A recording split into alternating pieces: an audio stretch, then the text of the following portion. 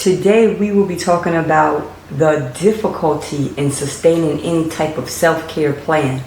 It is not easy sustaining a plan, especially if this is your first time even starting out any type of self-care plan, because we already have so many different responsibilities in our life. Hey. Welcome to another video. Welcome to the Baggio channel. We are the home of self-care, beauty, wellness, and any and everything that'll help you to become the best version of you. Today, we will be talking about the difficulty in sustaining any type of self-care plan. It is not easy sustaining a plan, especially if this is your first time even starting out any type of self-care plan, because we already have so many different responsibilities in our life. So many things have been allocated to those spots and those sections in our life where we would be trying to implement certain self-care regimens. But today, what I want to do is kind of highlight some of the reasons why it's difficult to sustain certain self-care plans. And I want to offer a few suggestions on how to make it a little easier for yourself, because it's not about just starting a plan. You know how you just start something and everybody's good. And that's one thing I've never really been big on, like anything that has hype or that has a lot of focus and attention at any given moment, because I realize that that's going to die down, and what's going to matter is the sustainability, the consistency, the ability to be able to forge forward even when you don't even feel like it, right? So I want to have this conversation about just the difficulty in sustaining a self-care plan. Why there's so many difficulties arise. We talk about self-care all the time. We have to have a conversation about all of the different things that's coming, and not even so much some of the obvious things that you would think just to come to stop your self-care journey or to impede your self-care journey. But it's a lot of things that's going on within us that I want to talk about. So let's get right into it. One of the reasons why it's difficult to sustain self-care plans that we create for ourselves is us dealing with feelings of unworthiness, right?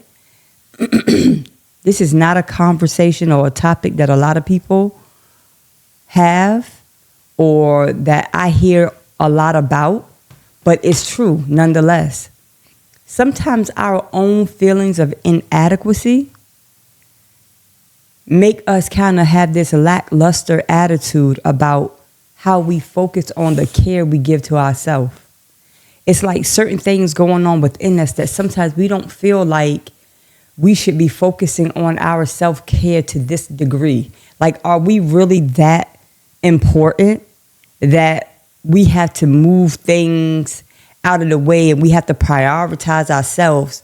Even sometimes saying the word prioritize ourselves is like foreign to a lot of us, because we don't do that. We're so used to prioritizing other people that the whole concept of prioritizing yourself is like foreign. And so just those feelings of, am I worthy of this? Do I even deserve this? Why should I go above and beyond for me? Isn't it like I'm supposed to be going above and beyond for other people? It's like it's a programming, right, that happens, and we're not even aware that it's happening.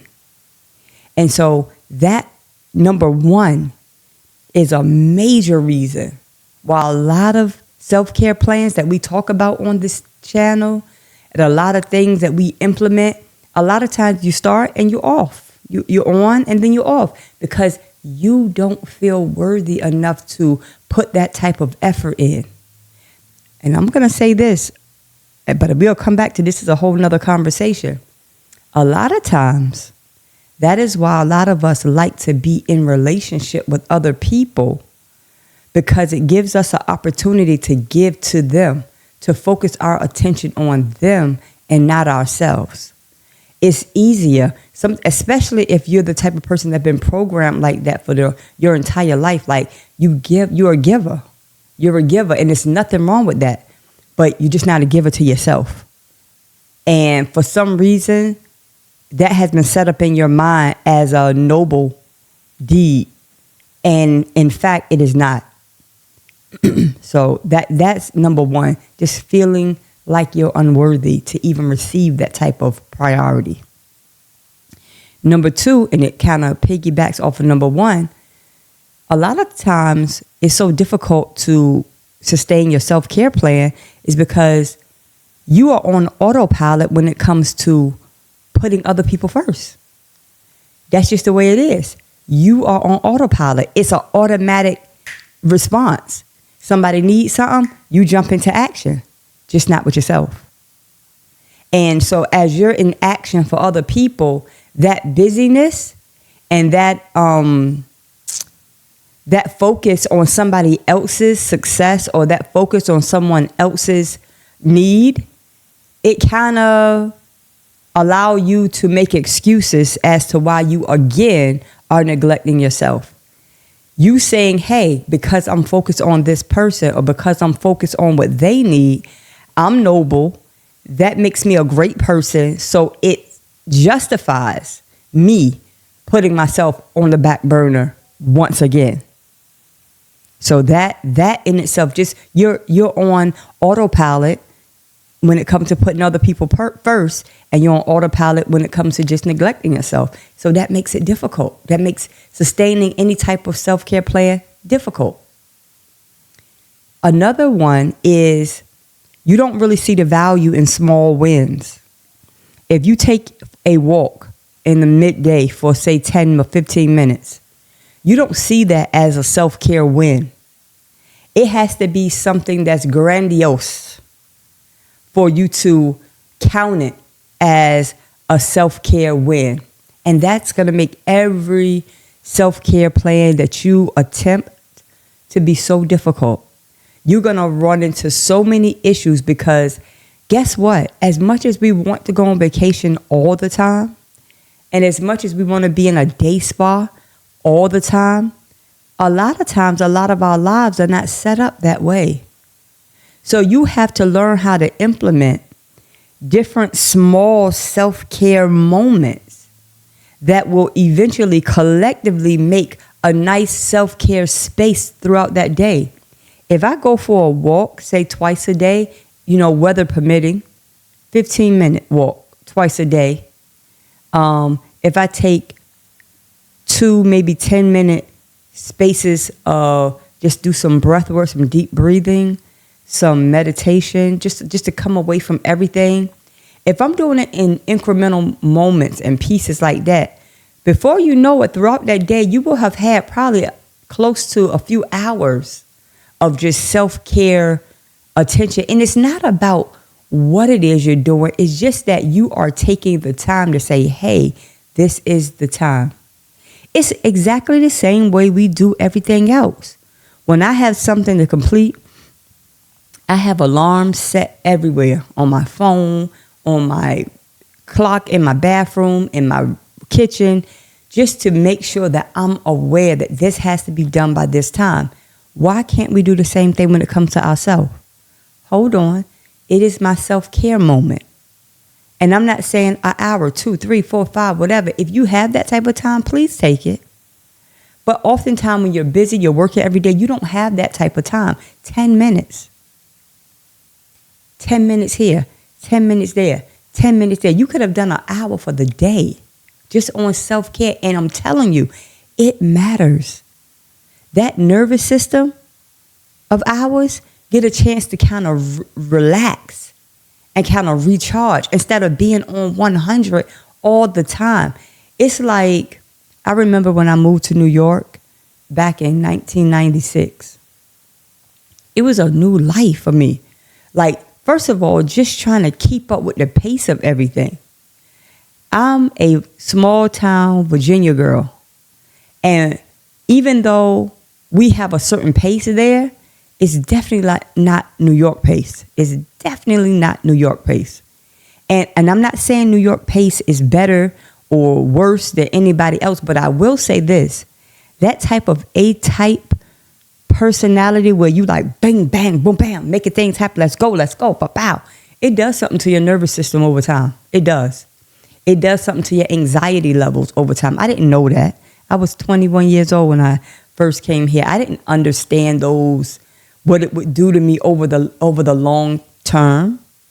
I was just trying to fit in with my environment. So when you're in Rome, you do what the Romans do, right?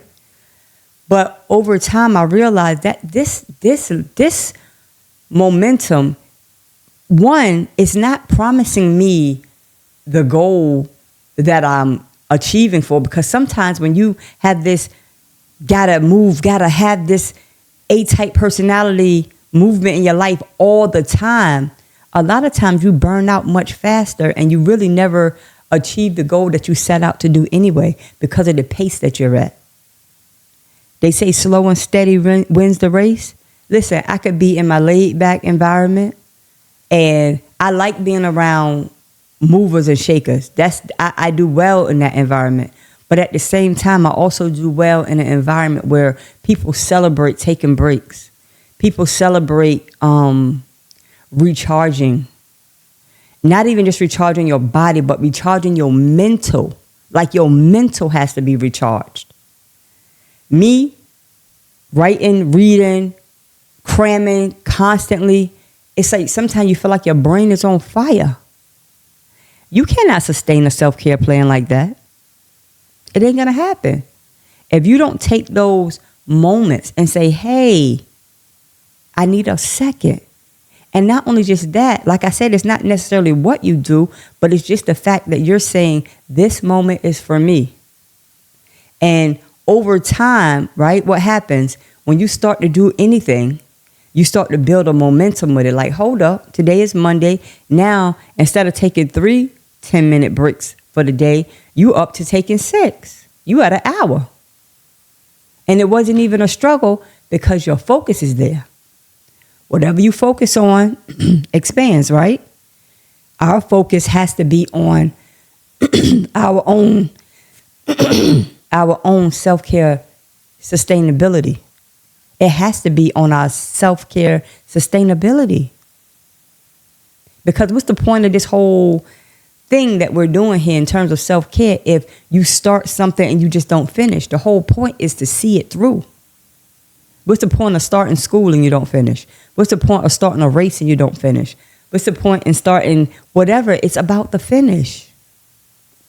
And the thing about self-care, it has to be sustainable if it's going to be ongoing. It has to be sustainable. And the last thing I want to share in terms of reasons why it's so difficult to sustain a self-care plan is that a lot of us don't really recognize that we even need it. A lot of us don't realize that you need this thing like you need air. One of the things I always would tell friends and colleagues of mine is that a lot of people are in the hospital right now taking a break that they should have took before their body made them. Let me say that again. Many people are occupying a hospital bed right now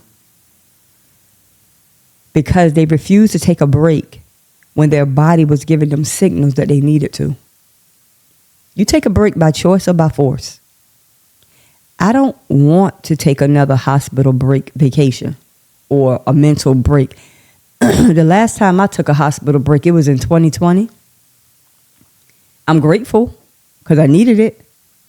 But at the same time, when I look back in hindsight, I had so many signs telling me that I needed to do that anyway. And because, again, this A-type personality, I got to go. I got to do this. Bam, bam, bam, bam, bam, bam, bam, bam. gotta go, like just constantly on go, you begin to burn. And I think sometimes too, we want to prove something to people that I can do this. I can do that. I can get this done. I can get that done. Yeah, you can get a lot of things done, but you can get a lot more done when you're balanced. You can get a lot more done when you take your time and you see things through. What I have learned, and I'm still learning, but I think I got it. If I take one thing, and I focus on that one thing, and I just put everything else to the side that doesn't have to, that's not of, most important consideration. First of all, I'm less stressed. That's one. Number two, what I'm doing is getting done more efficiently, thoroughly, and I don't have to backtrack. Oftentimes when I'm trying to multitask and I'm doing so many things at one time, I have to backtrack. I have to correct things because I'm speeding. Oh, I made a mistake. Oh. If I put all of those mistakes and all of those backtracks that I had to do, if I just did the one thing slowly, I would have been faster. Sometimes we don't even realize how many times we have to backtrack and correct things because you're speeding. Pop, pop, pop, gotta go, gotta go, And a lot of us don't even recognize that that's a thing. So if you don't even realize that you need to slow down and you need to take a break, you'll never take a break because you don't even see there's a need. How can you give yourself help when you don't even know, when you don't believe that you even need the help?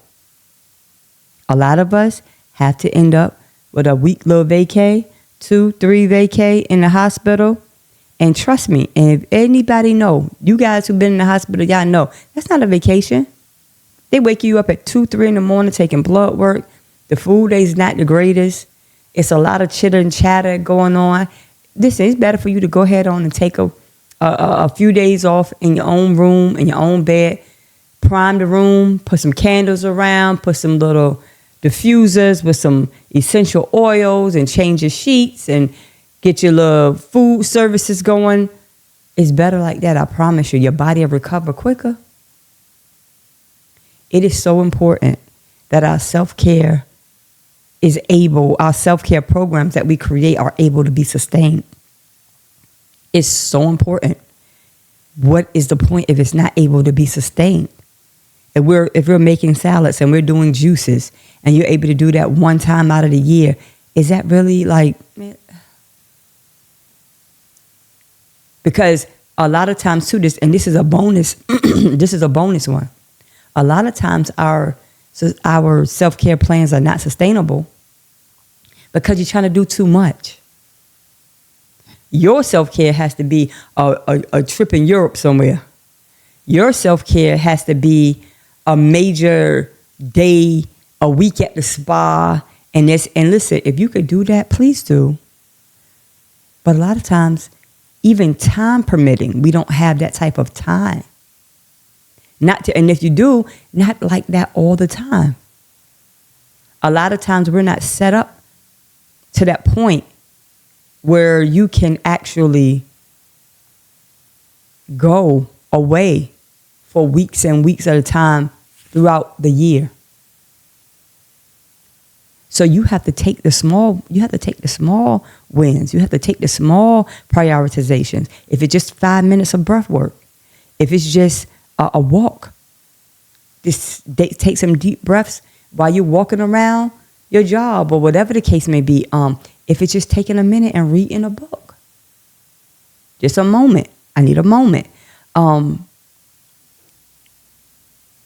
It could be a meditation moment.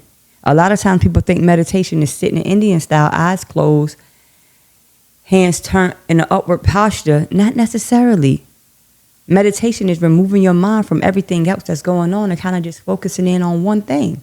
Whether it's your breathing, whether it's the birds that are sitting in the tree, whether it is a color that you're focusing on, just to kind of slow your mind. Doing that 5, 6, 7 minutes throughout a day when your day is like reeling, those are prioritizations for yourself. And what happens is your brain recognizes it as well, that, oh, So something different is happening. Ew. So every so often we gonna pull some time away and we are powering down. Your brain begins to make new connections, understanding this, and it makes it easier for you to do it the more you do it. I think it's called these synaptic nerves. I think that's what I learned in psychology. It's like these synaptic nerves. Yeah, I remember that. That the more you do something, the more that memory muscle, and it starts to actually establish new pathways, that so when you're doing this thing over and over again, it's easier. It's not so hard. It's not like a strenuous process like it is in the beginning. You know, whenever you do something in the beginning, it's like, oh God. It's like a big thing. And especially trying to sustain it is even harder. The difficulty in sustaining your self-care plan, it doesn't have to be as difficult. It doesn't have to be as hard as it seems. But it definitely will take a good amount of focus and a good amount of determination to say, hey, I'm going to put myself first, whatever it takes. I don't care what job I'm doing. I don't care what I'm doing. If I don't have 5 minutes for myself, 10 minutes periodically throughout the day to kind of rest my brain, to rest my focus on what I'm doing for somebody else or outside of myself, then something is definitely wrong. Something is wrong. I want to thank you for joining this Bajo channel. This is the home of self-care, wellness, beauty, and every and anything that'll help you to become the most powerful version of you. And remember, no matter what you do, self-care is in fact the best care. Later.